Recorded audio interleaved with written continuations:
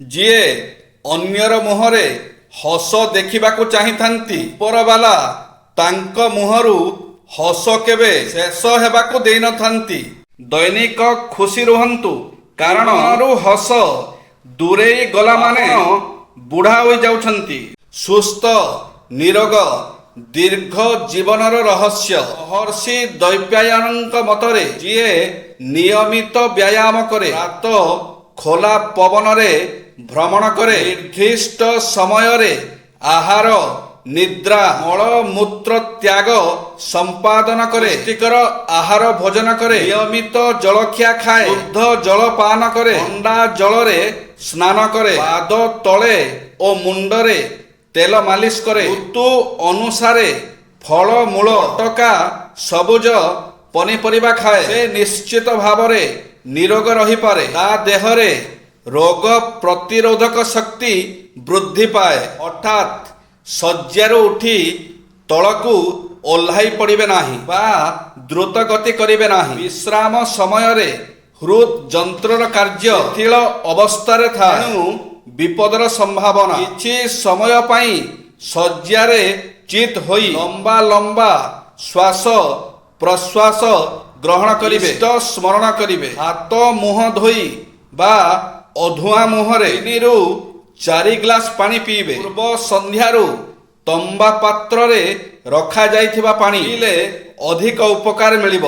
ସଫଳତା ପାଇବା ପାଇଁ ଅଭ୍ୟାସର ସୂତ୍ର। ଜୀବନ ସବୁ ସମୟରେ ପ୍ରତିଯୋଗିତା ଭରା ହୋଇଥାଏ, ତେଣୁ ଆମକୁ ପ୍ରତିଯୋଗିତାକୁ ଡରିଯିବା କିମ୍ବା ଛାଡ଼ି ପଳାଇବା ଅନୁଚିତ। ଆମେ ସବୁ ସମୟକୁ ସହଜରେ ଓ ସଜଗତାର ସହିତ ସାମ୍ନା କରିବାର ପ୍ରକୃତି ବା ଅଭ୍ୟାସ ବ୍ୟବହାରରେ ବିକଶିତ କରିବା ଉଚିତ। ସ୍ୱାଭାବିକ ଭାବରେ ଆପଣ କରୁଥିବା କାର୍ଯ୍ୟ ଉପରେ ଲୋକମାନେ ନିଜର ସକାରାତ୍ମକ ବା ନକାରାତ୍ମକ ଟିପ୍ପଣୀ ଦେବେ, ତାହାର ବିଶେଷ ଭାବେ ବିଶ୍ଳେଷଣ କରନ୍ତୁ। ସେହି ଅନୁସାରେ ଆପଣଙ୍କ କାର୍ଯ୍ୟରେ ଆବଶ୍ୟକ ସୁଧାର ଆଣନ୍ତୁ। ଆପଣ ଆଗକୁ କରିବାକୁ ଥିବା ଆମର ପ୍ରସ୍ତୁତି ଓ ପ୍ରକ୍ରିୟାର ଓ ଭାବନା ନିରନ୍ତର କରୁଥିବା ଉଚିତ, ଏଣିକି ତାହା ଆପଣଙ୍କର ପାଠପଢ଼ା, ପ୍ରତିଯୋଗିତା, ଉଦ୍ୟୋଗ,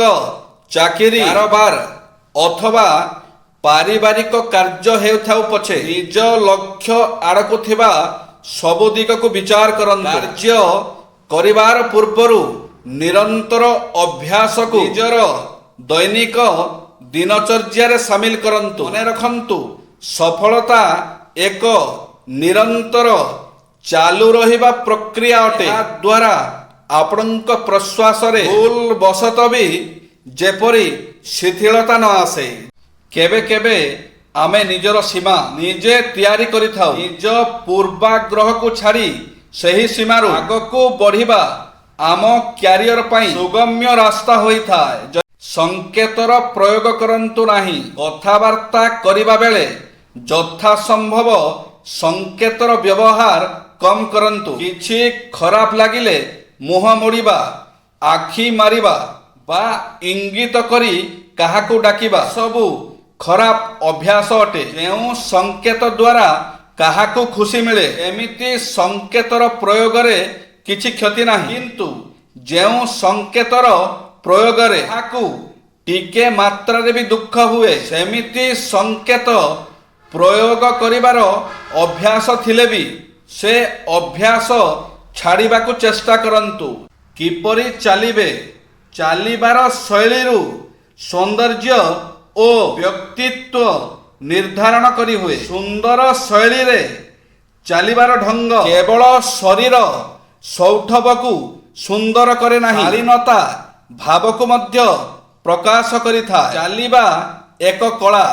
ସମସ୍ତେ ନିଜ ନିଜ ଢଙ୍ଗରେ ଚାଲିଥାନ୍ତି। ଚାଲିରୁ ଜଣେ କେତେ ସ୍ମାର୍ଟ ତାହା ଜଣାପଡ଼େ। ରାସ୍ତା ମଝିରେ ବା ଅସ୍ୱାଭାବିକ ଭାବରେ ଚାଲନ୍ତୁ ନାହିଁ। ଚାଲିବା ସମୟରେ ଅଣ୍ଟାରେ ହାତ ରଖି ବା କାନ୍ଧ ଉପରେ ହାତ ରଖି କଥା କହି ଜୋରରେ ହସି ଚାଲିବା ଅନୁଚିତ। ଚାଲିବା ସମୟରେ ହାତକୁ ମୁଠା କରି ଜୋରରେ ଆଗକୁ ପଛକୁ ହଲାଇ ଚାଲିବା ମଧ୍ୟ ଅଶୋଭନୀୟ। ଯଦି ବା ଖୁବ୍ ତେଜ ଗତିରେ ଚାଲୁଥାନ୍ତି ହାତର ଗତି ଯେମିତି ନ ବଢ଼ିବ ସେଥିପ୍ରତି ଧ୍ୟାନ ଦିଅନ୍ତୁ। ଶୀଘ୍ର ଚାଲିବାକୁ ଯାଇ ଅନ୍ୟକୁ ଧକ୍କା ଦେଇ ଆଗକୁ ଆସିବାକୁ ଚେଷ୍ଟା କରନ୍ତୁ ନାହିଁ। ଚାଲିବା ସମୟରେ ସର୍ବଦା ବାମ ଡାହାଣକୁ ନଜର ରଖନ୍ତୁ। ଯଦି ଆପଣ ବାନ୍ଧବୀମାନଙ୍କ ସହ ଯାଉଥାନ୍ତି ଧୀର ଭାବରେ କଥାବାର୍ତ୍ତା କରନ୍ତୁ। କଥା କହିବା ସମୟରେ ହାତ ଚେହେରାକୁ ଦର୍ଶାନ୍ତୁ ନାହିଁ। ଜୟ ଶ୍ରୀ ଜଗନ୍ନାଥ।